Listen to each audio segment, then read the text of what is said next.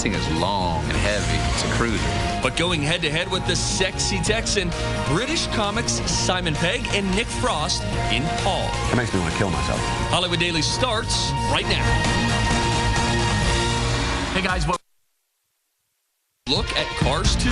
Ka-chow! Plus, funny men Simon Pegg and Nick Frost tell us all about their sci-fi comedy, Paul. And that feels really weird to me. It makes me want to kill myself. Don't worry, they're joking. Keep it right here on Reel's channel, TV about movies. Looking for a great movie? For the record, that's my favorite movie. Does that make sense? Matthew McConaughey is amazing. Welcome back to Hollywood Dailies. I'm Steve Patterson. Now, the British comedy team who brought you Shaun of the Dead and Hot Fuzz are back with the out-of-this-world comedy Paul. Jeremy Parsons picked the brain of the two stars who got inspiration from what else? RVing across the good old US of A. Hi. I'm Paul.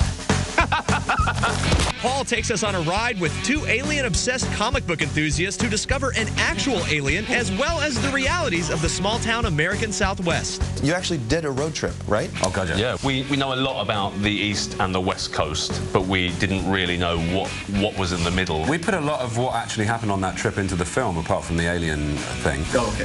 That didn't happen. But we were at the Little Alien in Nevada, and then suddenly they came in like with ghillie suits, looking like they were going to kill us, and we went all quiet and left. You know, because they were hunters as well, that they could have killed you from a kilometre away. Yeah, with a You think, oh, we're safe, we're safe. Why are we holding hands? So we look like a family. Just a couple of regular guys walking down the street with a small cowboy. This movie will will appeal to many people, particularly the fanboy crowd. Let's say fan person. It's the 90s. Describe, if you could, if this person were standing here, what is the target audience? I'd like to say everybody. You could go and see this film and have never ever seen a science fiction film before, and you'll get the very core of it, and then some. But there are, obviously, it's a tribute to films like E.T. and Close Encounters. Hey! Reese's Pieces! That works the other way as well. People who may not get any of the references could then think, oh, you know what, I'd like to now watch Close Encounters and the Abyss. Because it's funny, as a kind of 40-year-old people now, we get interviewed by 20-year-old kids sometimes, and you mention Close Encounters, and you see that they haven't seen it, they've never seen it. And that feels really weird to me. It makes me want to kill myself. Okay, take it very personally. And others. People always talk about, oh, a British comedy and American comedy, and what's, is it going to translate in this? What's the difference? You know, the little details of what we talk about changes because we have different lives, our cultures are different, but what makes us laugh is generally the same. We like to see an old person falling over, always. Classic. A baby being attacked by a cat.